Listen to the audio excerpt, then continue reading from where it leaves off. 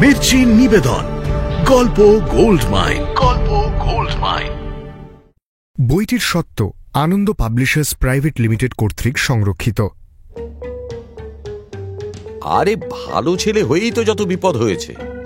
কলকাতা থেকে একেবারে বাইরে পাচার করে দিয়েছি। হ্যাঁ, বলো কি? কেন? আরে বাবা, ছেলের বিয়ে তো তোমাকে দিতেই হবে, তাই একটা ভালো মেয়ে দেখে শুনে বিয়ে দিলেই তো হয়ে যায়। আমার পায়ে সুরসুর দিলেন কেন? মানে আমার কোনো ইয়ে ছিল না, আমি পা দেখে ভেবেছিলাম আপনি পুরুষ মানুষ, মানে অর্থাৎ কিনা ছেলে মানুষ। আমি ঝাঝায় যাচ্ছি, আমার সঙ্গে যেতে পারেন। সেই ওই সিঙ্গি ছোকরা সে আজ এখানে আসবে নাকি আবার? সামান্য একটু দাঁতের ব্যথা হচ্ছিল, অমনি আমাকে টেলিগ্রাম। এ কি রঞ্জন বাবু, আপনি এখানে? তা আমাদের বাড়িতেই চলুন না।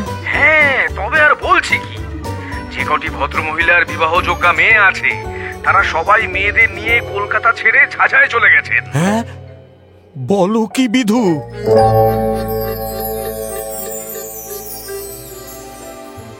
মির্চি গল্প গোল্ড মাইনে আপনাকে স্বাগত। মণিমাণিক্যে ভরা বাংলা সাহিত্যের কিছু কালোজয়ী উপন্যাস ও গল্প দিয়ে সাজানো আমাদের এই মির্চি গল্প গোল্ড মাইন। শুনবেন শরদিন্দু বন্দ্যোপাধ্যায়ের লেখা পথ বেঁধে দিল। 1899 সালের 30শে মার্চ শরদিন্দু বন্দ্যোপাধ্যায়ের জন্ম, মৃত্যু 1970 সালের 22শে সেপ্টেম্বর। জনপ্রিয় সব রহস্য ও ঐতিহাসিক উপন্যাসের মতো বেশ কিছু উল্লেখযোগ্য সামাজিক উপন্যাসও তিনি লিখেছেন, যেমন জাতিস্বর, বিষের ধোঁয়া বা অতিপ্রাকৃত বিষয় নিয়ে বড়দা সিরিজ এবং ঐতিহাসিক উপন্যাস, যা আজও বেস্টসেলার। শরদিন্দু বন্দ্যোপাধ্যায় 1938 সালে বম্বে টকিজে চিত্রনাট্যকার রূপে কাজ শুরু করেন। তার বহু গল্প থেকে সিনেমাও তৈরি হয়েছে। শুরু হচ্ছে পথ বেঁধে দিল, আজ দ্বিতীয় পর্ব। প্রতাপচন্দ্র সিংহ তাঁর ছেলে রঞ্জনের বিয়ের জন্য উপযুক্ত ঘরের পাত্রীর খোঁজ করছিলেন। বড় এক জমিদারের ম্যানেজার তেমনি ঘরের বেশ কিছু বিবাহযোগ্যা মেয়ের ছবি নিয়ে এসেছে তাকে দেখাতে। ইতিমধ্যেই তার বন্ধু বিধু ফোন করে জানায়, হ্যাঁ, তবে আর বলছি কি, যে কটি ভদ্রমহিলার বিবাহযোগ্যা মেয়ে আছে তারা সবাই মেয়েদের নিয়ে কলকাতা ছেড়ে ঝাঝায় চলে গেছেন। হ্যাঁ, তবে কি তারা কিছু জানতে পেরেছে নাকি? তা কি করে বলবো ভাই, তবে গুজব শুনছি আর কি। কথাটা নাকি আর চাপা নেই। তুমি কাউকে কিছু বলেছো নাকি? হ্যাঁ, আরে না না, আমি কি কখনো বলতে পারি? হয়তো তোমার ছেলেই কাউকে চিঠিপত্র লিখেছিল। আচ্ছা, তুমি তো ব্যস্ত আছো, আজ রাখি তাহলে। হ্যাঁ, কি যে করি এখন। ফোনটা কেটে গেল। প্রতাপবাবু উঠে পায়চারি করতে লাগলেন। ম্যানেজার যে সামনে বসে আছেন সে খেয়াল তার নেই। মেয়ে দেখার কথা তো তিনি একেবারে ভুলেই গিয়েছিলেন। ম্যানেজার এতক্ষণ মিষ্টি খেতে খেতে প্রতাপকে লক্ষ্য করছিলেন। বুঝলেন ফোনের ওপাশ থেকে বেশ চিন্তার কোনো কথাই শুনলেন প্রতাপ সিংহ। অবশেষে তিনি প্রশ্ন করলেন, তাহলে মেয়ে দেখতে যাওয়াই ঠিক করলেন কি, তাই তো? মেয়ে? থামুন মশাই, আগে ছেলে উদ্ধার করি, তারপর মেয়ে দেখব। হ্যাঁ, কি হয়েছে ছেলের? না না, হয়নি কিছু। তাকে এক জায়গায় বেড়াতে পাঠিয়েছিলাম, কিন্তু এখন দেখছি সে জায়গা নিরাপদ নয়। তাই বলুন। ম্যানেজার সে কথা শুনে আশ্বস্ত হয়ে নিজের খাবারে মন দিলেন। এদিকে প্রতাপবাবু এক প্রকার মনে মনে বলে চললেন, ভালো ফ্যাসাদ, এখানে ফিরিয়ে নিয়ে এলে তো তারাও গুটি গুটি ফিরে আসবেন। না, ছেলে বিয়ের যোগ্য হওয়াও একটা ফ্যাসাদ দেখছি। কে জানে ছেলেটা এখন কি করছে। বিহারের ঝাঝার শেষ প্রান্তে একটা পাহাড়ি জায়গা, অসমতল জমি, মাঝে মাঝে বড় বড় পাথরের চাঙড়, শালের ঝোপ, পাশ দিয়ে একটা ছোট নদী বয়ে চলেছে। এর উপর দিয়ে রঞ্জন খুব সাবধানে উঠে যাচ্ছিল, সঙ্গে মঞ্জুও আছে। অবশেষে প্রায় চূড়ার কাছে পৌঁছে দুজনে দেখল আর ওঠা যায় না। তবে সেখানে দাঁড়ালে চারদিকের দৃশ্য চমৎকার দেখা যায়। রঞ্জন মুগ্ধ হয়ে বলল, কি চমৎকার! ঝাঝার এত কাছে এত সুন্দর একটা জায়গা আছে, তা আমি জানতামই না।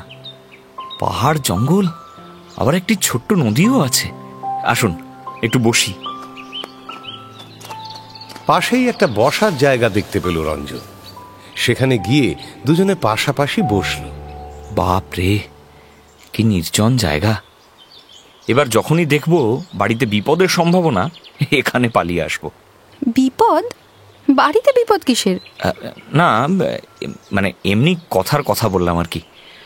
আচ্ছা, আপনি এখানে বেড়াতে আসেন না কেন? আসি তো, প্রায়ই আসি। পাহাড়ে জঙ্গলে ঘুরে বেড়াই। বেশ, এবার থেকে আমিও প্রায়ই আসবো। পাহাড়ে, জঙ্গলে, নদীর চড়ে ঘুরে বেড়াবো। কে বলতে পারে, ঘুরে বেড়াতে বেড়াতে হয়তো আপনার সঙ্গে আমার দেখা হয়ে যাবে। তারপর আমি মোটরে করে বাড়ি ফিরে যাব। আমিও মোটর বাইকে বাড়ি ফিরে যাব। মঞ্জু ও রঞ্জন একে অপরের দিকে তাকিয়ে মৃদু হাসল। ঠিক এই সময় নিচে থেকে একটা রাখালের বাঁশির শব্দ ভেসে এলো। ওরা দেখল একপাল মহিষ রাখালের সাথে বাড়ি ফিরছে। রঞ্জন ও মঞ্জু পাশাপাশি বসে বাঁশি শুনতে লাগলো। তারপর গাইতে শুরু করলো।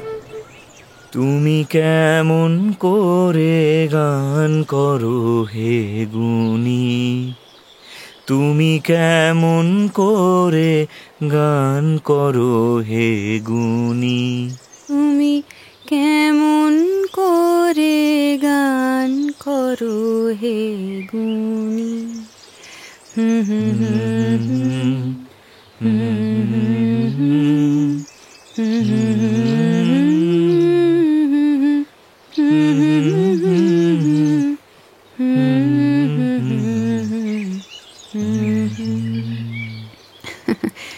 বাবা, আপনি তো বেশ ভালো গান করেন। সত্যি কথা বলবো, আজ আর ঘরে ফিরতে ইচ্ছে করছে না।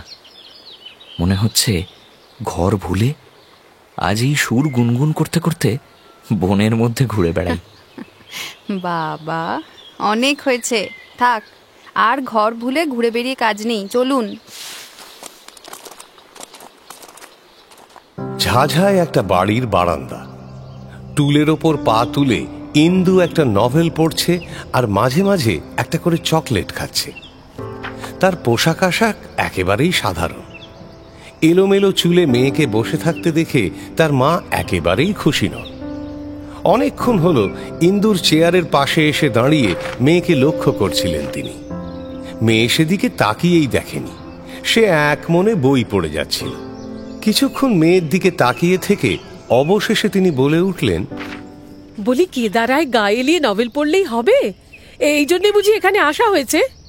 উফ মা, দেখছো তো মন দিয়ে বইটা পড়ছি, এখন এসব না বললেই নয়। তা কখন বলবো তোমায় মা? বইটা শেষ করি, তারপর। আর তোমায় বই পড়তে হবে না। তা আর কি করব সেটা বলে দাও। তোকে নিয়ে আমি যে কি করি ইন্দু ভেবে পাই না। একটু গান আড়াবি না?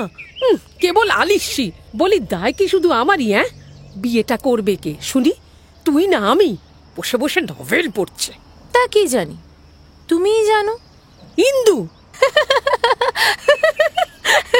আবার হাসছিস? আজকালকার মেয়েরা সত্যি বেহায়া বাপু। ও কথা বলতে তোর মুখে বাঁধলো না? বাঁধবে কোন দুঃখে? তোমরাই তো আমাদের বেহায়া করে তুলেছ। নইলে এই একটা পুরুষ মানুষের পেছনে ছুটে বেড়াতে আমার কি লজ্জা করে না? বোকার মতো কথা বলিস না ইন্দু। ছুটে বেড়াতে বলি কি সাধে? ওর বাপের যে লক্ষ লক্ষ টাকা, বিয়ে হলে সবচেয়ে তোর হবে। এটা বুঝিস না কেন মা? খুব বুঝি মা, খুব বুঝি। কিন্তু যে লোক পালিয়ে বেড়ায় তার পেছনে ছুটে বেড়াতে ভালো লাগে না মা, নিজের ওপরে ঘেন্না হয়। আহ, ঘেন্না? ঘেন্না আবার কিসের? সবাই করছে। এই যে মীরার মা, মলিনার মা, সলিলার মা, সবাই এসে জুটেছে সে কি হাওয়া খাওয়ার জন্যে? সকলের মতলব রঞ্জনকে হাত করা। যা ইচ্ছা তাই করুক তারা, আমি পারবো না। বইটা পড়ে নি, সেটাই ভালো। আবার বই? পারি নে বাপু। নে ওঠ মা, লক্ষ্মীটি, তাড়াতাড়ি সাজগোজ করে বের হ। কি হয়ে রয়েছিস বল দেখি? চুলগুলো এক মাথা। মাগো মা, কোথায় যেতে হবে শুনি? তা বেড়াতে বেড়াতে না হয় রঞ্জনের বাড়ির দিকেই যা, না হয় তো সে যদি। তোমায় কতবার বলেছি তো বাড়িতে থাকে না, দুবার গিয়ে ফিরে এসেছি। তা হোক, তুই এখন ওঠ তো। কে বলতে পারে, হয়তো রাস্তাতেই দেখা হয়ে যাবে। হ্যাঁ, হয়তো দেখবো মীরা কি মলিনা আগে থাকতেই তাকে গ্রেপ্তার করেছে। তাহলে তুইও সেই সঙ্গে জুটে যাবি। আর কিছু না হোক, ওরা তো কিছু করতে পারবে না, সেটাই কি কম লাভ? নে নে নে, আর দেরি করিস না, ওঠ। বেশ, যা বলছো তাই করছি। সত্যি মা, তোমার জন্য না মান ইজ্জত আর কিচ্ছু থাকলো না। ঝাঝা বাজারের পাশে একটা আম বাগান। মিহির এই বাগানের একটা মাটির ঢিবির ওপর বসে এক মনে কাঠবিড়ালিদের গতিবিধি লক্ষ্য করছিল। বোধহয় ফটো তোলার ইচ্ছে আছে। এই সময় এক যুবতী মিহিরের পেছনে এসে দাঁড়ালো। নাম মলিনা। সে পেছন থেকে পা টিপে টিপে এসে মুখ চেপে হেসে মিহিরের চোখ টিপে ধরল। বলুন তো আমি কে? মিহির তড়িঘড়ি নিজের চোখের ওপর থেকে মলিনার হাত সরিয়ে ঘাড় ফিরিয়ে তাকালো। তারপর তার সন্ত্রস্ত মুখে হাসি দেখা দিল, কিন্তু মলিনার হাসি ততক্ষণে মিলিয়ে গেছে। ও, মাফ করবেন, আমি ভেবেছিলাম আপনি রঞ্জন বাবু। না না, আমার নাম মিহিরনাথ মণ্ডল। রঞ্জনবাবু তো এখানে নেই। মাফ করবেন, এক মিনিট, আপনি রঞ্জন বাবুকে চেনেন? চিনি বই কি। আচ্ছা, আপনি কি তার কেউ হন? হ্যাঁ, বান্ধবী। ও, তাকে কোথায় পাওয়া যায় বলতে পারেন? এই খানিকক্ষণ হলো তিনি ফটফট করে এই দিক দিয়ে ওই নদীর দিকে বেড়াতে গেলেন। ও, তার সঙ্গে কেউ ছিল বুঝি? কেউ না, কেউ ছিল না, একলা। আচ্ছা, কি ব্যাপার বলুন দেখি? কালকেও এক অপরিচিতা তরুণী আমাকে ঠিক এই একই কথা জিজ্ঞাসা করছিলেন। তাই নাকি? হ্যাঁ, তাকেও তো বললাম রঞ্জনবাবু তো প্রায়ই নদীর ধারে বেড়াতে যান। আচ্ছা, নদীর ধারটা কোন দিকে? ওই দিকে, এই যে রাস্তাটা দেখছেন, ওই দিকেই গিয়েছে। ভারী সুন্দর জায়গা, পাহাড়, বন, নদী। যাবেন সেখানে? বেশ তো, চলুন না, চলুন। না না, ধন্যবাদ, আমি একাই যেতে পারবো। মিহিরের দিকে আর ভ্রুক্ষেপ না করে মলিনা চলে গেল। মিহির একটু নিরাশ ভাবে তার চলে যাওয়ার দিকে তাকিয়ে রইল। ঝাঝার সেই পাহাড়ি অঞ্চল। মঞ্জুর মোটর আগের জায়গাতেই দাঁড়িয়ে আছে। রঞ্জনের মোটর বাইক এসে মঞ্জুর মোটরের পাশে দাঁড়াল। রঞ্জন বাইক থেকে নেমে উৎসুকভাবে চারিদিকে তাকালো, কিন্তু কাউকেই দেখতে পেল না। রঞ্জন মনে মনে একটু হাসল, তারপর মুখে আঙুল দিয়ে বেশ বড় একটা শীষ দিল। যদি কোনো সাড়া পাওয়া যায়। মঞ্জু তখন কিছু দূরে একটা বড় পাথরের চাঙড়ের আড়ালে লুকিয়েছিল। এখন একবার সতর্কভাবে ওধারে উঁকি মারবার চেষ্টা করল। তারপর উঁচু গলায় তার উপস্থিতি জানান দিয়েই দেহটা ঝুঁকিয়ে দ্রুত পায়ে অন্যদিকে পালিয়ে গেল। কয়েক মুহূর্ত পরে রঞ্জন এলো সেখানে, কিন্তু কেউ কোথাও নেই। মুখে ধীরে ধীরে একটা হাসি ফুটে উঠল তার। সে কি যেন একটা চিন্তা করল, তারপর পা টিপে টিপে যে পথে এসেছিল সেই পথেই ফিরে গেল। মঞ্জু আর একটা পাথরের তলায় লুকিয়ে বসেছিল। হাঁটু পর্যন্ত উলু বন। পাথরটাও বেশি উঁচু নয়, সোজা হয়ে দাঁড়ালে মাথা দেখা যাবে। মঞ্জু রঞ্জনের পায়ের শব্দ শোনার চেষ্টা করছিল, কিন্তু কিছুই যখন শুনতে পেল না, তখন সে লুকিয়ে লুকিয়ে পাথরের আড়ালে কিছু দূর গিয়ে যেই উঠে দাঁড়িয়েছে, দেখল ঠিক সামনেই পাথরে ঠেস দিয়ে দাঁড়িয়ে রঞ্জন গম্ভীরভাবে একটা সিগারেট ধরাচ্ছে। মঞ্জু খিলখিল করে হেসে ছুটে পালালো। রঞ্জনও সিগারেট ধরিয়ে তার পিছু নিল। নদীর বালির ওপর দিয়ে মঞ্জু একটা বাচ্চা মেয়ের মতো হাসতে হাসতে ছুটে যাচ্ছে, আর মাঝে মাঝেই হেসে পেছনে তাকাচ্ছে। অবশেষে জলের কাছে ভিজে বালির ওপর গিয়ে সে বসে পড়ল। তারপর দুহাত দিয়ে ভিজে বালি খুঁড়ে বালির ঘর তৈরি করতে লাগলো। এইখানে নদীটা প্রায় 20 হাত চওড়া। নদীর জলের ওপর সমান দূরত্ব বজায় রেখে কয়েকটা বড় বড় পাথরের চাই বসিয়ে পারাপারের ব্যবস্থা করা হয়েছে। জল অবশ্য গভীর নয়, কিন্তু জলে না নামলে তা বোঝা যায় না। মঞ্জু যেখানটায় বসে হাতে বালি তুলে তুলে যত্ন করে ঘর বানাচ্ছিল, সেখানটায় এসে তার কাজ ঘেঁষে বসে পড়ে রঞ্জন জিজ্ঞেস করল, ওটা কি হচ্ছে? ঘর তৈরি হচ্ছে। আপনিও আসুন না, দেখি কেমন ঘর তৈরি করতে পারেন। মেয়েদের ওই এক কাজ, ঘর তৈরি করা আর ঘর তৈরি করা। ওফ, তাই বুঝি? তো পুরুষদের কাজ কি? ঘর ভাঙা আর ঘর ভাঙা? হ্যাঁ। রঞ্জন উত্তর দিল না। সিগারেট টেনে আকাশের দিকে ধোঁয়া ছাড়তে লাগল। তার ঠোঁটের কোণে দুষ্টুমির হাসি ঝিলিক দিয়ে উঠল। সে মঞ্জুকে প্রশ্ন করল, আচ্ছা, তোমার বাড়িতে কটা ঘর? একটা। কেন? না, কিছু না, এমনি জিজ্ঞেস করলাম। কি কথাটা শুনি না। না, কিচ্ছু না। ঠিক আছে, জান, বলতে হবে না, জানতো। তার হাসি দেখে মঞ্জু এক মুঠো ভিজে বালি রঞ্জনের দিকে ছুঁড়ে মারল। রঞ্জন টপ করে মাথা সরিয়ে কোনো রকমে বাঁচল। তারপর খোলা গলায় হাসতে লাগল। হাসি হচ্ছে কেন? নিজের বাড়ি তৈরি করতে পারেন না, তাই আমার বাড়ি দেখে ঠাট্টা করা হচ্ছে, তাই তো? তবে দেখি না কেমন ঘর তৈরি করতে পারেন। আমার চেয়ে ভালো ঘর তৈরি করুন, তবে বুঝবো। আমি আলাদা ঘর তৈরি করছি না তো। তবে তোমার ঘর তৈরি হলে তাতেই ঢুকে পড়বো। ইস, আসুন না দেখি। আমি ঢুকতে দিলে তো আমার দুর্গ আমি প্রাণপণে রক্ষা করব। খেলাঘরের ঝগড়ার ভেতর দিয়ে রঞ্জনের কথার ধারা কোন দিকে বয়ে চলেছে তা মঞ্জু বুঝতে পারেনি। তবে রঞ্জন কিন্তু দুর্গ আক্রমণের কোনো চেষ্টা করল না। হঠাৎ গম্ভীর হয়ে মঞ্জুর দিকে একটু ঝুঁকে প্রশ্ন করল, মঞ্জু, মনে করো আমার বাড়ি নেই, আমার সঙ্গে এক বাড়িতে থাকতে তোমার কি আপত্তি হবে? মঞ্জু হাতে এক মুঠো বালি নিয়ে রঞ্জনের দিকে ছুঁড়বে ভেবেছিল, কিন্তু এই কথা শুনে তার গাল দুটো লাল হয়ে গেল। মঞ্জু, কিছুদিন থেকে তোমাকে একটা কথা বলবার চেষ্টা করছি। খুব গোপনীয় কথা বুঝি? হ্যাঁ, বলবো? বলুন না, এখানে তো কেউ নেই। বলে লজ্জায় একবার এদিক ওদিক তাকিয়ে দেখল মঞ্জু। রঞ্জন কাছে এসে তার দুটো হাত নিজের হাতে তুলে নিল। রঞ্জনের পেছনে চোখ পড়তেই মঞ্জু চমকে উঠে দুপা পিছিয়ে গেল। রঞ্জনও পেছন ফিরে তাকাল, দেখল যেখানে নদীর বাঁক নিয়েছে তারই কিনারায় একটা গাছে আলস্য ভরে ঠেস দিয়ে এক তরুণী দাঁড়িয়ে তাদের দিকেই তাকিয়ে রয়েছে। রঞ্জনের চোখে মুখে অস্বস্তি ও বিরক্তির চিহ্ন স্পষ্ট হয়ে উঠল। মেয়েটি যে তার পূর্ব পরিচিত তাতে সন্দেহ নেই। এবার সেই তরুণী তাদের দিকে এগিয়ে এসে বলল, কি রঞ্জন বাবু, আমাকে চিনতে পারছেন না নাকি? না না, চিনতে পারছি বই কি মীরা দেবী। মানে আসলে আশ্চর্য হয়ে গিয়েছিলাম আপনাকে দেখে। ও আলাপ করিয়ে দিই, ইনি মঞ্জু দেবী আর ইনি মীরা দেবী। আমিও কিন্তু কম আশ্চর্য হইনি আপনাকে দেখে।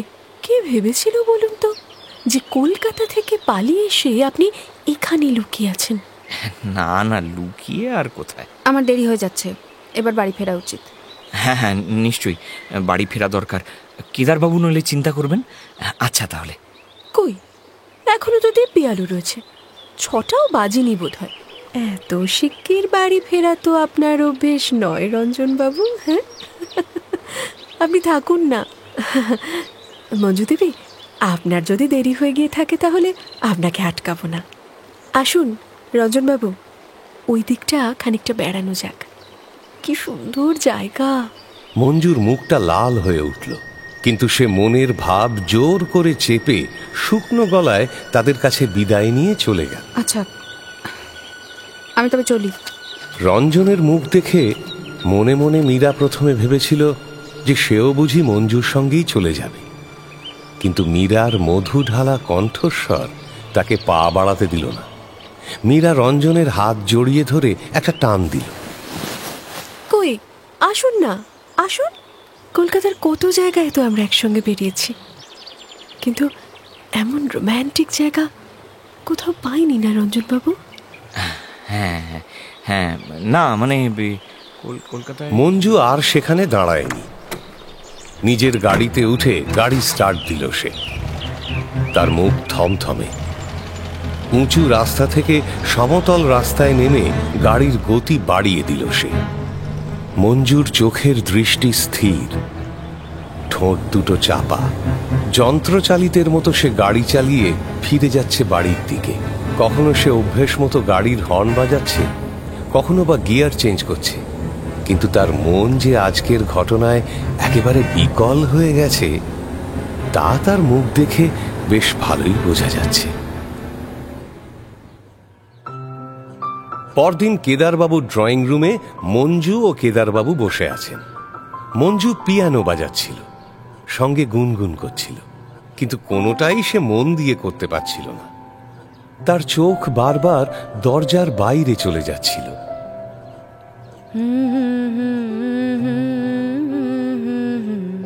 বর্ষাসে বসন্ত আমার এই পথ যাওয়াতে আনন্দ।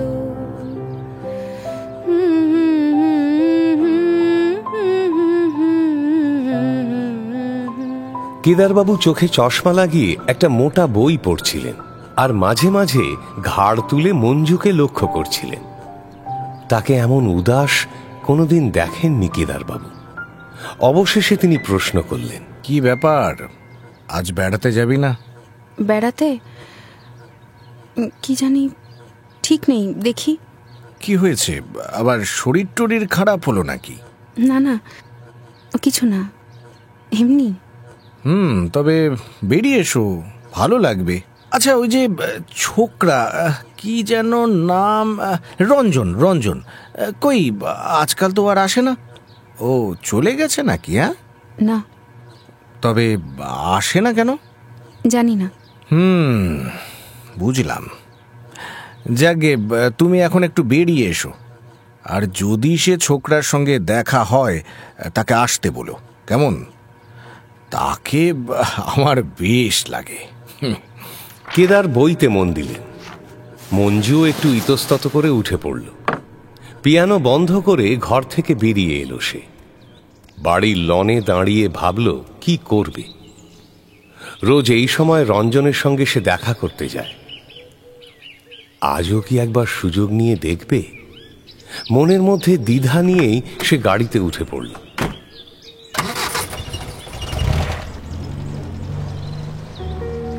সেই উঁচু পাহাড়ি অঞ্চল।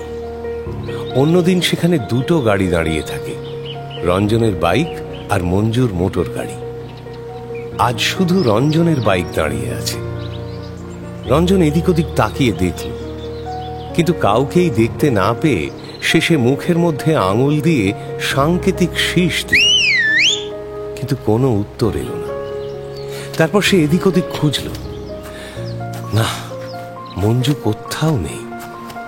কিছু দূরে একটা ঝোপের মতো ছিল, ঘন আগাছা ও কাঁটা গাছ মিলে খানিকটা জায়গা বেড়ার মতো আড়াল করে রেখেছে। সেই বেড়া ফাঁক করে একটা যুবতী উঁকি মারল। এর নাম মলিনা। আড়াল থেকে গোপনে রঞ্জনকে দেখেই অদৃশ্য হয়ে গেল সে। রঞ্জনের মুখে উদ্বেগের ছায়া পড়েছে। সে ভাবল, কি হলো, মঞ্জু আজ এলো না কেন? হঠাৎ ঝোপের ওপার থেকে একটা আর্তনাদ কানে এলো তার, কোনো মেয়ের গলা। চমকে রঞ্জন মুখ তুলল। তারপর দ্রুত ঝোপের কাছে গিয়ে কাঁটা গাছ দুহাতে সরিয়ে সে ভেতরে প্রবেশ করল। ঝোপের মধ্যে ঢুকে রঞ্জন দেখল একটা গাছের তলায় এক যুবতী পা ছড়িয়ে বসে আছে। সে তাড়াতাড়ি তার কাছে গিয়েই থমকে দাঁড়িয়ে পড়ল। কি, মলিনা দেবী? মলিনা কাতরভাবে মুখখানা বিকৃত করে বলল, রঞ্জন বাবু, আপনি? ও, এই কি হয়েছে? বেড়াতে এসেছিলাম, হঠাৎ করে পড়ে গিয়ে পাটা মুচকে গেছে। এই বাবা, তাই তো তাই তো। দেখি কোনখানটা, একটু দেখি। এই কোন পায়ে? বাঁ পায়ে। আচ্ছা, এইখানে লাগছে? এইখানটা পায়ের গোছের ওপর থেকে শাড়ির পাড় সরিয়ে রঞ্জন পা দুটো ভালো করে দেখল, কিন্তু কোথাও ফুলে যাওয়ার লক্ষণ দেখতে পেল না। আঙুল দিয়ে রঞ্জন পায়ের আহত জায়গাটা টিপে দিতেই মলিনা জোরে চিৎকার করে উঠল। রঞ্জন দ্রুত আঙুল সরিয়ে নিল, রুমাল বের করে মলিনার পায়ে বেঁধে দিল। মলিনা এমন ভাব করছে যেন তার খুব ব্যথা। বাঁধা শেষ করে রঞ্জন বলল, এইবার একটু দেখুন তো আপনি উঠতে পারেন কিনা। আপনি একটু সাহায্য করুন, নইলে উঠতে পারবো না। আমি রঞ্জন মলিনার একটা হাত ধরে তাকে টেনে তোলার চেষ্টা করল। কি হলো?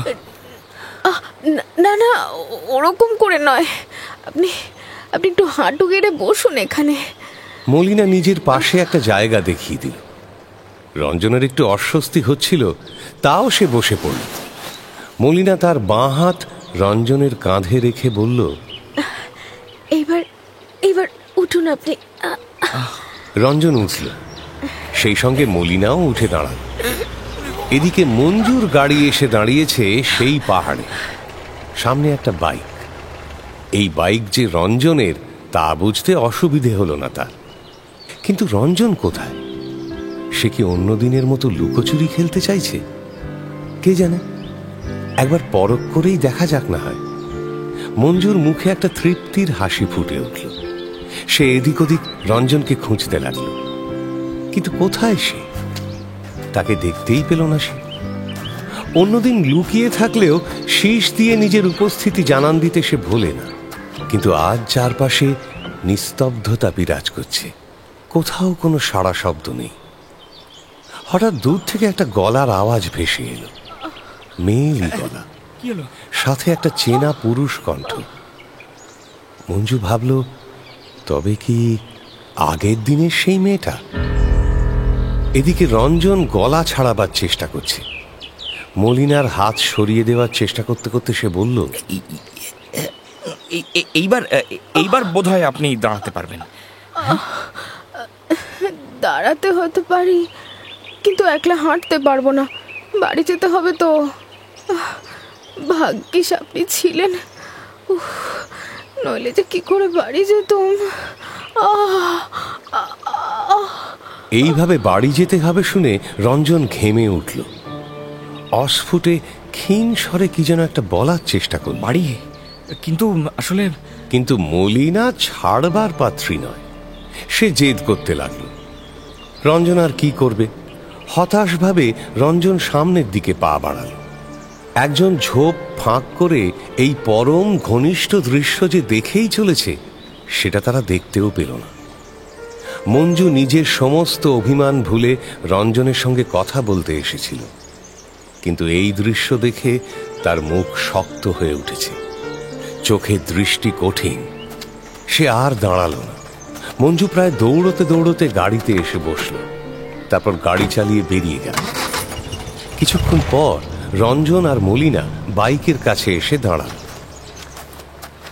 ওটা বুঝি আপনার মোটর বাইক? হ্যাঁ। বাহ, ভালোই হলো। আপনি গাড়ি চালাবেন আর আমি আপনার কোমর ধরে পেছনে বসবো। মলিনার সঙ্গে এইভাবে বাড়ি ফিরতে হবে শুনে ভয়ে রঞ্জনের হাত পা শিথিল হয়ে গেল। এদিকে মিহির পথের মাঝখান দিয়ে হেঁটে চলেছে। তার অবিচ্ছেদ্য ক্যামেরাটা অবশ্য তার সঙ্গেই আছে। পেছনে মোটর বাইকের ফটফট শুনে মিহির পেছন ফিরে তাকাল। তারপর তাড়াতাড়ি ক্যামেরা বের করতে করতে রাস্তার এক পাশে এসে দাঁড়াল। রঞ্জনের মোটর বাইক আসছে। রঞ্জন গাড়ি চালাচ্ছে, মলিনা তার কোমর জড়িয়ে পেছনে বসে আছে। মলিনার মুখ মিহিরের দিকে।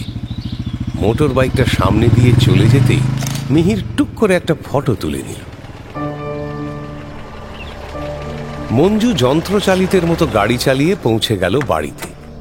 গিয়েই কোনো মতে গাড়িটা পার্ক করেই সিঁড়ির ওপর মঞ্জু একা গালে হাত দিয়ে খানিকক্ষণ বসে রইল, মুখ গম্ভীর। সারা রাস্তা কাঁদতে কাঁদতে আসায় চোখের পাতা যেন একটু ফুলে আছে। সে সাধারণত কাঁদে না, তবে এবারের ব্যাপারটা একটু অন্যরকম। তার চোখ ছিল দরজার দিকে। হঠাৎ দেখল মিহির আসছে। সে নিজের মনের ভাব যথাসাধ্য গোপন করে জোর করে মুখে হাসি টেনে মিহিরকে ভেতরে আসতে বলল। আসুন মিহির বাবু, আসুন। উদাসীন প্রকৃতির মিহির মঞ্জুর মুখের ভাবান্তর কিছুই দেখতে পেল না। একগাল হেসে মঞ্জুর পাশে সিঁড়ির ওপরে সেই বসল। পকেটে হাত পুরে কয়েকখানা পোস্ট কার্ড সাইজের ফটোগ্রাফ বের করতে করতে বলল, এই তো কয়েকটা স্ন্যাপশট তুলেছি, দেখুন দেখি কার সাধ্য বলে জাপানি ছবি নয়। ছবিগুলো হাতে নিয়ে মঞ্জু একে একে দেখতে লাগলো। প্রথম ছবিটি সাঁওতালদের নাচের ছবি। ছবিটা ওপর থেকে সরিয়ে নিচে রেখে মঞ্জু এবার দ্বিতীয় ছবিটা দেখল। এতে রঞ্জন ও ইন্দু পাশাপাশি দাঁড়িয়ে সাঁওতাল নাচ দেখছে। মঞ্জু বেশ কিছুক্ষণ ছবিটার দিকে তাকিয়ে রইল। ইনি কে? কই দেখি, না আমি চিনি না, বোধহয় রঞ্জনবাবুর বান্ধবী। রঞ্জনবাবুর অনেক বান্ধবী আছেন দেখছি। সে ছবিও তলায় রেখে এবার মঞ্জু তৃতীয় ছবিটা দেখল। তাতে তেমন কিছু নেই, তবে পরের ছবিটার দিকে তাকাতেই মঞ্জু শক্ত হয়ে উঠল। মোটর বাইকে রঞ্জন ও মলিনা। নির্লজ্জ। নির্লজ্জ বই কি? নির্লজ্জতাই হচ্ছে আর্টের লক্ষণ। আপনি আপনার আর্ট নিন, আমি এখন দেখতে চাই না। ছবিগুলো ফিরিয়ে দিয়ে এবার মঞ্জু অন্যদিকে তাকিয়ে রইল। তার ঠোঁট দুটোও যেন একবার কেঁপে উঠল। এই সময় কেদারবাবু পেছনের দরজা দিয়ে বেরিয়ে এলেন। বাইরে যাওয়ার সাজ। মঞ্জু বাবাকে আসতে দেখে তাড়াতাড়ি উঠে দাঁড়াল। মিহির ছবিগুলো হাতে নিয়ে বোকার মতো বসেছিল। সেও সেগুলোকে পকেটে ভরে উঠে দাঁড়াল। বাবা, বেরোচ্ছ নাকি? হ্যাঁ, একবার ওই ডাক্তারের ওখান থেকে ঘুরে আসি বুঝলি। দাঁতের ব্যথাটা আবার যেন ধরবো ধরবো করছে। তা হেঁটে যাবে কেন? দাঁড়াও না, আমার সঙ্গে চলো, আমি গাড়ি করে পৌঁছে দিচ্ছি। গাড়ি? না না, আমি হেঁটেই যাব, এইটুকু তো রাস্তা। হ্যাঁ রে মা, তুই আজ বেড়াতে গেলি না? বেড়াতে? হ্যাঁ যাব, বেড়াতে যাব। মিহির বাবু, আপনি একটু দাঁড়ান, আমি গাড়ি বের করে নিয়ে আসি, আপনিও আমার সঙ্গে বেড়াতে যাবেন, চলুন। মঞ্জু দ্রুত পায়ে বাড়ির ভেতর চলে গেল। কেদারবাবু অবাক হয়ে কিছুক্ষণ সেদিকে তাকিয়ে রইলেন। তারপর চিন্তিতভাবে ঘাড় হেঁট করে সিঁড়ি দিয়ে নামতে লাগলেন। মিহির অবাক হয়ে বোকাটে মুখে একবার এদিক একবার ওদিক তাকাতে লাগলো। কিছুক্ষণ পর চোখে মুখে জল দিয়ে বেরিয়ে এসে মঞ্জু গাড়ি বের করে ফটকের সামনে গিয়ে দাঁড়াল। মিহির বাবু আসুন। মিহির বিহ্বলভাবে মঞ্জুর পাশে গিয়ে বসল। মঞ্জুর মুখখানা কঠিন। সে গাড়িতে স্টার্ট দিল। এমন সময় পেছনে ফটফট শব্দ। পরক্ষণেই রঞ্জনের মোটর বাইক এসে মঞ্জুর গাড়ির পাশে দাঁড়াল। রঞ্জন তার বাইক থেকে লাফিয়ে নেমে রুদ্ধশ্বাসে বলল, মঞ্জু। মাথা একটু নিচু করতেই তার চোখ পড়ল মিহিরের দিকে। মঞ্জুর পাশে বসে আছে সে। রঞ্জন থেমে গেল। মঞ্জুর মুখে কোনো ভাবান্তর ঘটল না। রঞ্জনের দিকে বিন্দুমাত্র দৃকপাত না করে মঞ্জু চাবি ঘুরিয়ে গাড়িটা স্টার্ট দিল। মঞ্জু, তোমার সঙ্গে একটা কথা ছিল। আমার সঙ্গে আবার কি কথা? মঞ্জু গাড়ি নিয়ে চলে গেল। রঞ্জন আহত মুখে সেদিকে তাকিয়েই দাঁড়িয়ে রইল। কিছুক্ষণ পর কেদারবাবু এসে তার পাশে দাঁড়ালেন। রঞ্জন প্রথমটায় টের পেল না। আরে, ওরা চলে গেল নাকি? আগে হ্যাঁ, তোমার সঙ্গে একটা কথা ছিল আর কি। আগে বলুন। না, আজ নয়, আজ আমি একটু ভাবতে চাই, পরে পরে কোনো একদিন। যে আগে। আচ্ছা, কাল তুমি একবার এসো বুঝলে, কাল একবার এসো। হ্যাঁ আগে, হ্যাঁ আচ্ছা, নমস্কার। হ্যাঁ নমস্কার। রঞ্জনের বাইক চলতে শুরু করল। যেদিকে মঞ্জুর গাড়ি গিয়েছিল সেই দিকেই চলল সে। একটু পরেই সে পৌঁছে গেল সেই পাহাড়ি জায়গায়। রঞ্জনের মোটর বাইক ধীরে ধীরে এগোচ্ছে।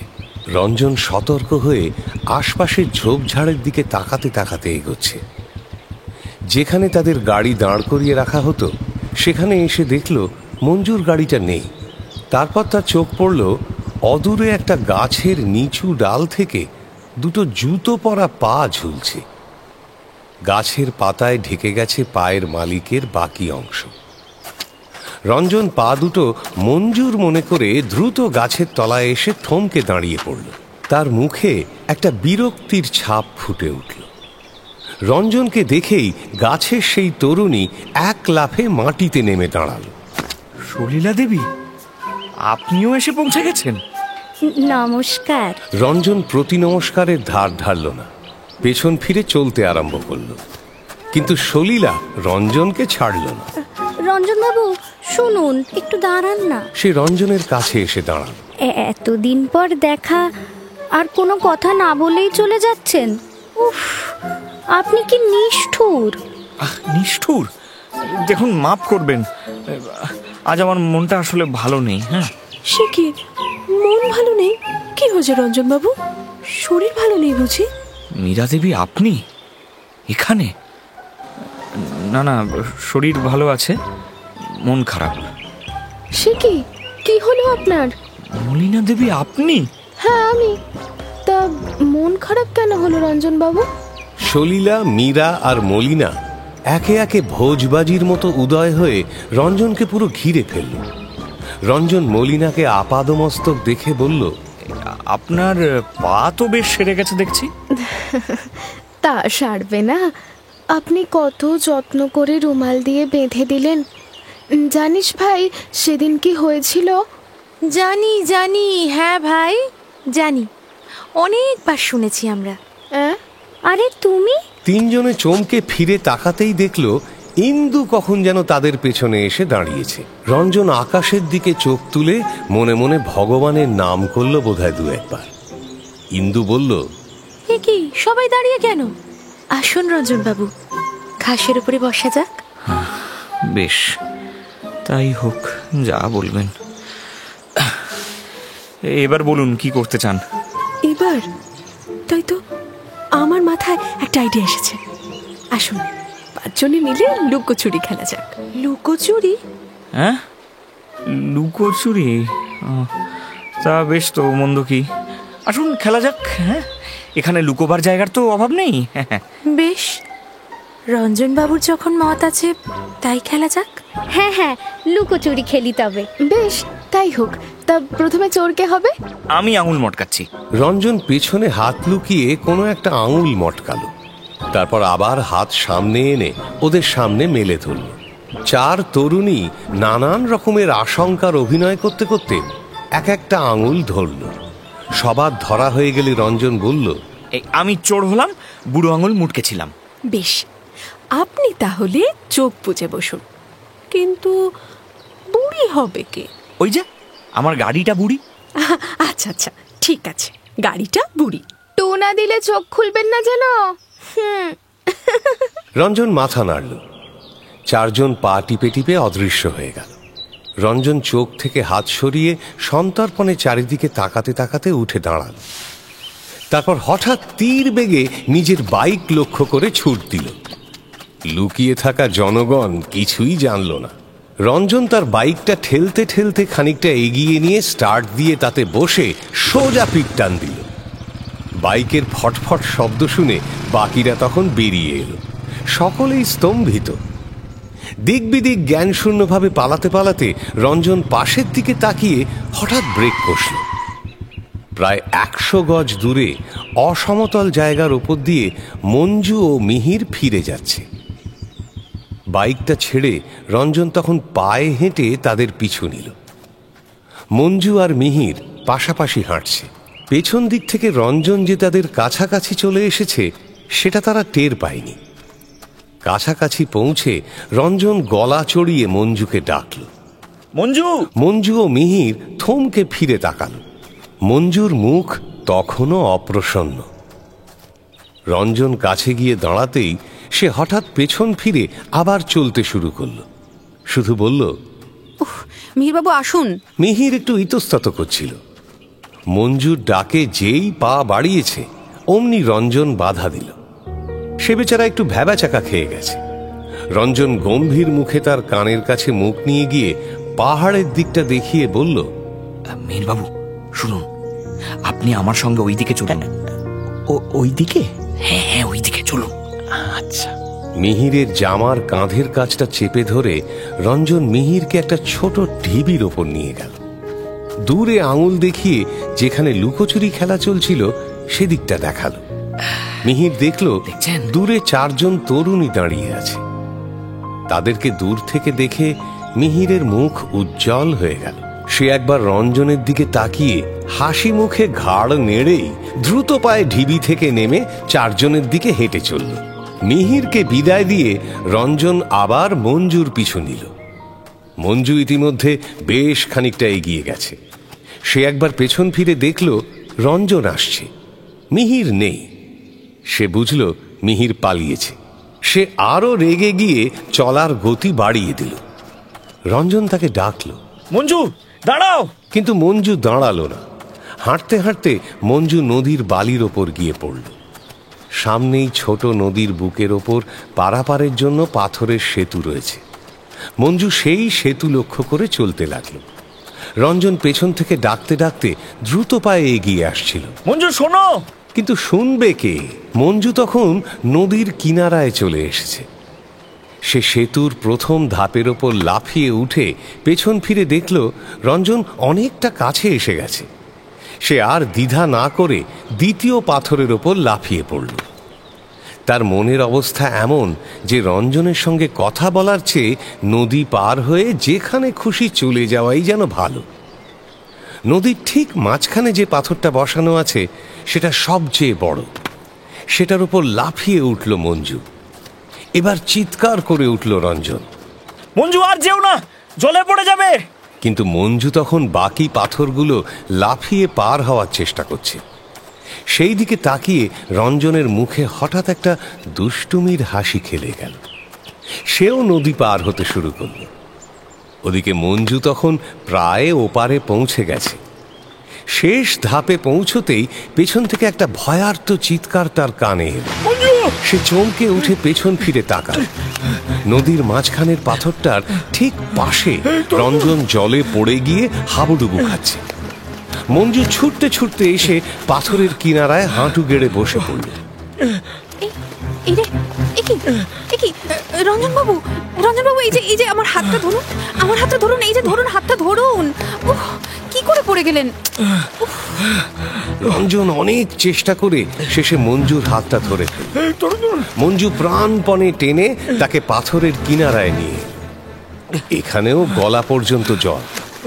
মঞ্জু তাকে টেনে তোলার চেষ্টা করতে লাগল, কিন্তু রঞ্জন তখন অন্য খেলায় মেতেছে। এই যে আসুন আসুন, এবার উঠে আসুন, আসুন। আগে বলো, আমার কথা শুনবে? মঞ্জুর মুখ অমনি শক্ত হয়ে গেল। শুনবে না? বেশ, তবে আমি। মঞ্জুর হাত ছেড়ে দিয়ে রঞ্জন আবার ডুববার উপক্রম করল। তার মাথা জলের তলায় অদৃশ্য হয়ে গেলে এবার ভয় পেয়ে মঞ্জু চিৎকার করে উঠল, রঞ্জন বাবু, ও রঞ্জন বাবু, রঞ্জন বাবু, আপনি কোথায় গেলেন? রঞ্জন বাবু, উফ, কি করি আমি এখন? রঞ্জন জল থেকে বেরিয়ে এসে বলল, তুমি বলো, কথা শুনবে? শুনবে তো? হ্যাঁ, তবে। বাবারে বাবা, শুনবো। আপনি আগে উঠে আসুন, আপনি প্লিজ আগে উঠে আসুন।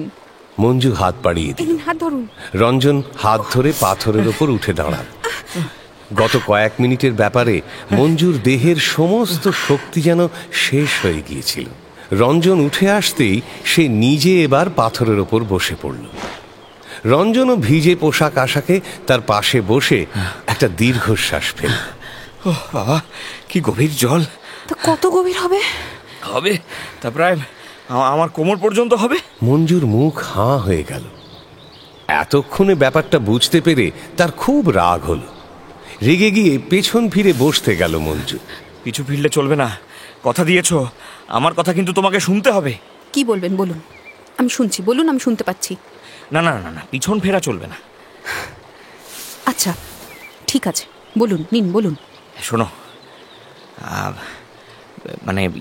শুনুন, আপনার কাছে অধমের একটি আর্জি আছে। আর্জি? আমার বিনীত আর্জি এই যে, আমি বড় বিপদে পড়েছি। আপনি দয়া করে আমাকে উদ্ধার করুন। কি বিপদ?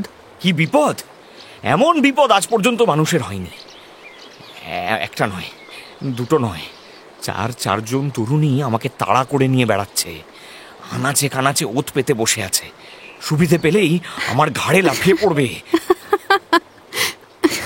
ও, এই বিপদ? এটা সামান্য বিপদ হলো আপনি হাসছেন? হ্যাঁ, রাত্রে দুশ্চিন্তায় আমার চোখে ঘুম নেই। দিনের বেলা বাড়িতে বসে থাকতে ভয় করছে আমার, তাই এখানে পালিয়ে আসি। কিন্তু তাতেই কি নিস্তার আছে? আজ তো চারজন একসঙ্গে ধরেছিল। আমি কি করতে পারি? মঞ্জু, কেউ যদি আমাকে উদ্ধার করতে পারে তাহলে সেটা একমাত্র তুমি। সত্যি বলছি, তুমি যদি কিছু না করো, ওরা কেউ না কেউ জোর করে আমাকে বিয়ে করে ছাড়বে। তা বেশ, তো ভালোই তো হবে। মঞ্জু, তুমি এ কথা বলতে পারলে মন থেকে? আর কি বলবো? আরে তুমি আমাকে বাঁচাতে পারো। আমি কি করে বাঁচাবো? বুঝতে তো পারছো, তবে কেন দুষ্টুমি করছো? শোনো না, সত্যি বলছি মঞ্জু, তুমি বলো আমাকে বিয়ে করবে? কি? উফ, হাতটা ছাড়ো। না, ছাড়বো না। ছাড়ো? কিছুতেই ছাড়বো না। আগে বলো বিয়ে করবে? কেন বিয়ে করবো তোমাকে? ওদের হাত থেকে উদ্ধার করবার জন্য? না না না না, কখনোই নয়। সেটা তো কখনোই শুধু সেটা নয়। এখনো মনের কথা স্পষ্ট করে বলতে হবে। আচ্ছা আচ্ছা, ঠিক আছে, বেশ বলছি। তবে আমি তোমাকে ভালোবাসি। হ্যাঁ, ভালোবাসি। এবার বলো বিয়ে করবে? এই কি গো, চুপ করে রইলে কেন? বলো না। না বললে আমি ছাড়বো না। কিন্তু তোমার মনের কথাটা তুমি বলো মঞ্জু। সব কথা কি স্পষ্ট করে বলে দিতে হবে? হ্যাঁ, বলতে হবে। মঞ্জুর মুখ লজ্জায় লাল হয়ে গেল। সে কি বলবে ভেবে পেল না। রঞ্জন তখনও তার হাত দুটো শক্ত করে ধরে রেখেছে। মঞ্জু হেসে পাশের দিকে চোখ ফেরাল, তারপর ঘাড় তুলে সেই দিকে তাকিয়ে রইল। রঞ্জন আস্তে আস্তে আবার বলল, আরে কই, বললে না তো? ওই দেখো। মঞ্জু আঙুল তুলে একটু দূরে যেদিকে নির্দেশ করল, সেদিকে তাকিয়ে রঞ্জন দেখল কিছু দূরে নদীর কিনারায় এক সারস দম্পতি এসে বসেছে। তারা গলায় গলা জড়িয়ে আদর করছে।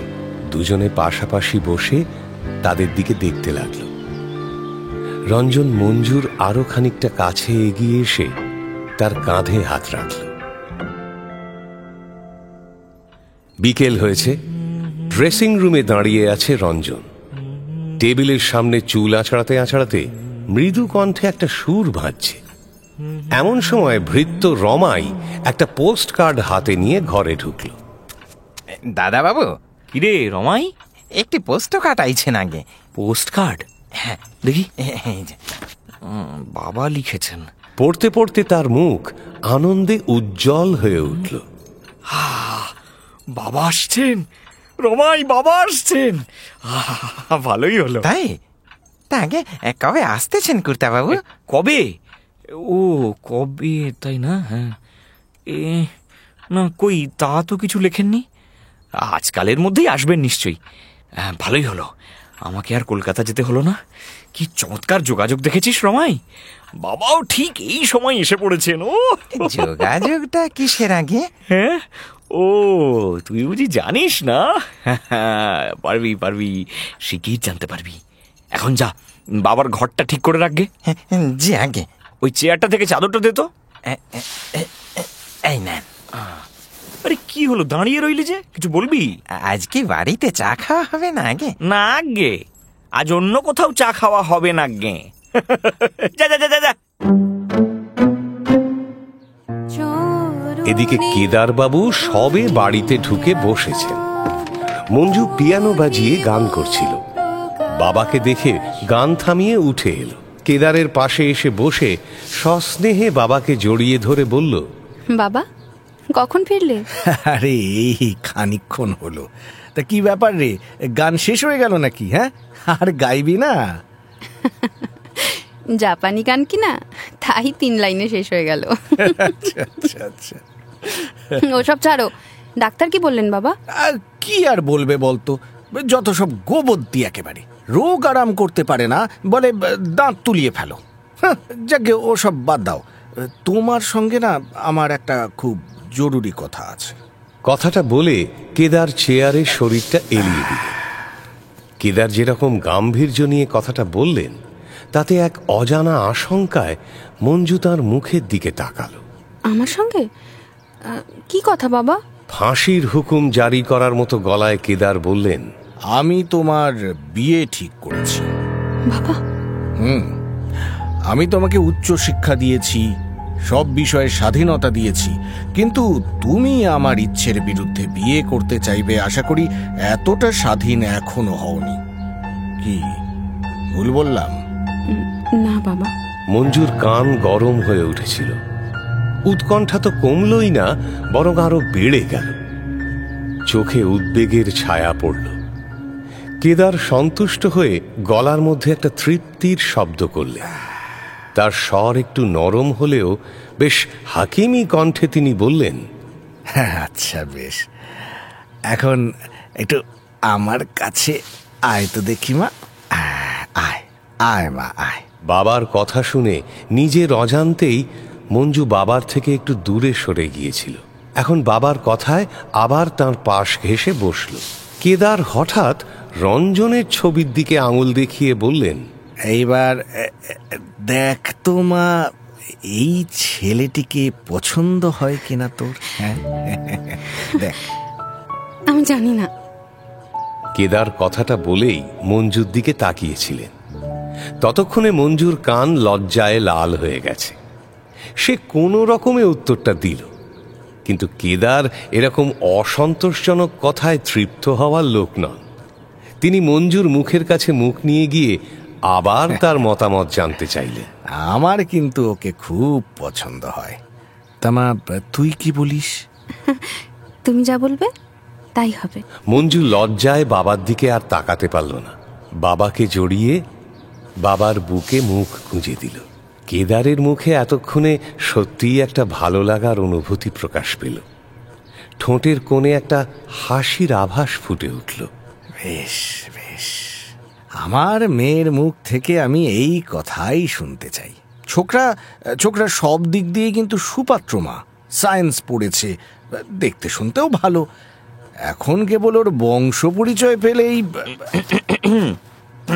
দরজার কাছে গলা ঝাড়ার শব্দ শুনে কেদার সেই দিকে ফিরে দেখলেন রঞ্জন দরজায় দাঁড়িয়ে আছে। মুখের ভাব দেখে বোঝা যায় সে খুব অপ্রস্তুত হয়েছে। কেদার বিন্দুমাত্র বিচলিত না হয়ে শান্ত কণ্ঠে তাকে স্বাগত জানালেন।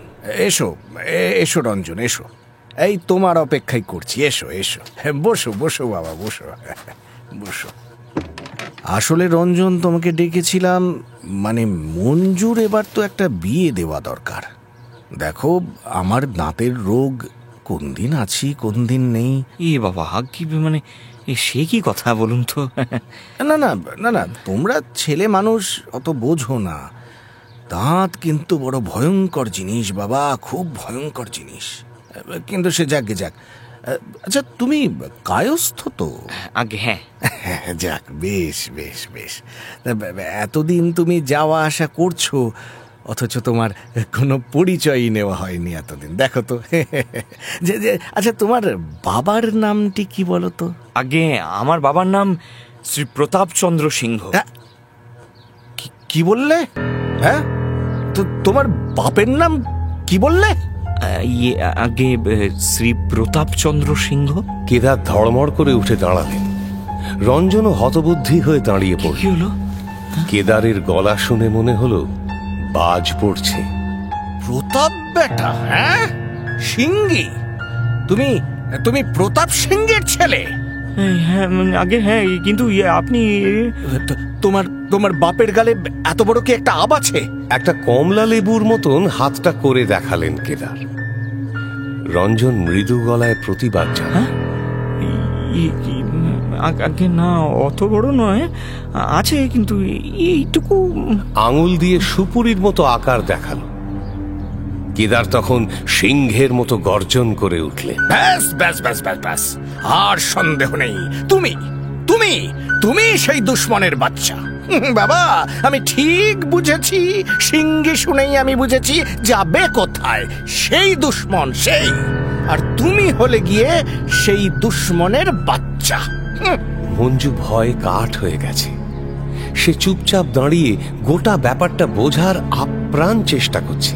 চোখের সামনে কি হচ্ছে কিছুই তার মাথায় ঢুকছে না।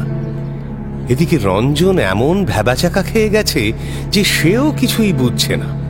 কিন্তু কেদারবাবু থামছেন না, চিৎকার করেই চলেছেন। রঞ্জনের বাবার সঙ্গে কিসের দুশ্মনী তার? রঞ্জনের বাবা কেদারবাবু শত্রু হলো কি করে? নাকি তার মাথা খারাপ হয়ে গেল?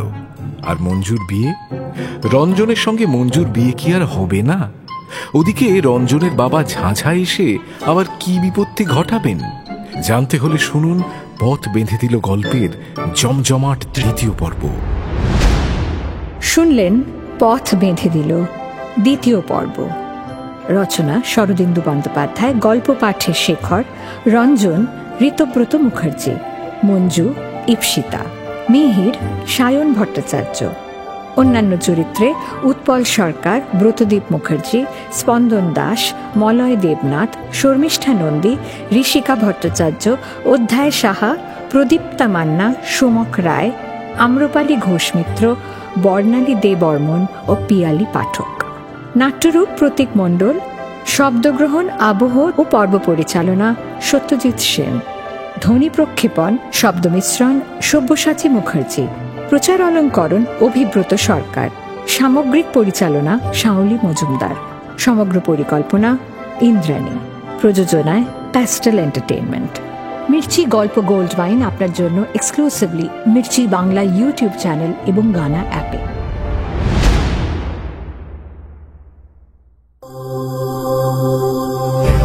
মির্চি নিবেদন গল্প গোল্ড মাইন।